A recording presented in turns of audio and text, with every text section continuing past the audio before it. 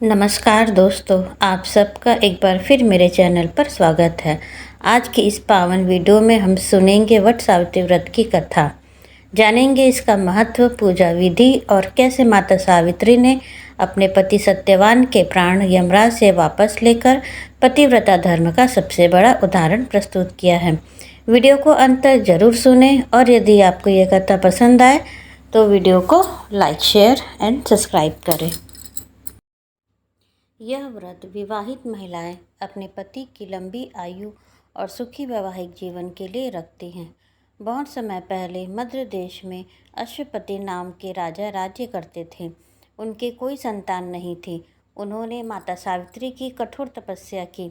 माता की कृपा से उनके घर पर एक सुंदर कन्या का जन्म हुआ, जिसका नाम रखा गया सावित्री। जब सावित्री बड़ी हुई तो उसने सत्यवान नाम के राजकुमार को अपने पति के रूप में चुना।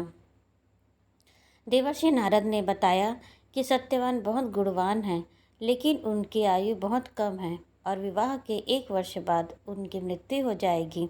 यह सुनकर भी सावित्री अपने निर्णय से नहीं बदली और सत्यवान से विवाह कर लिया। विवाह के बाद सावित्री अपने पति और सास ससुर के साथ वन में रहने लगी।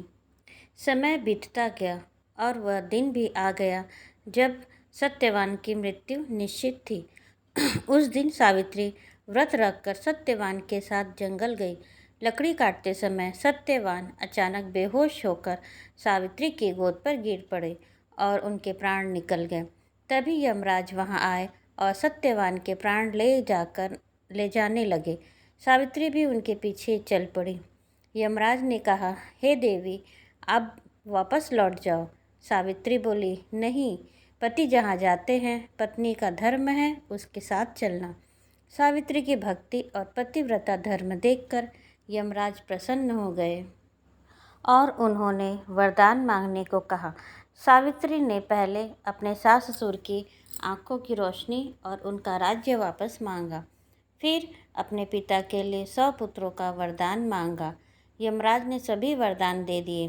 अंत में सावित्री ने कहा, मुझे सत्यवान से 100 पुत्रों का आशीर्वाद दीजिए। यमराज समझ गए कि बिना सत्यवान को जीवित किए यह संभव नहीं है। सावित्री की बुद्धि और प्रेम से प्रसन्न होकर उन्होंने सत्यवान के प्राण वापस लौटा दिए। सत्यवान फिर जीवित हो गए और तभी से वट सावित्री व्रत की परंपरा शुरू हुई।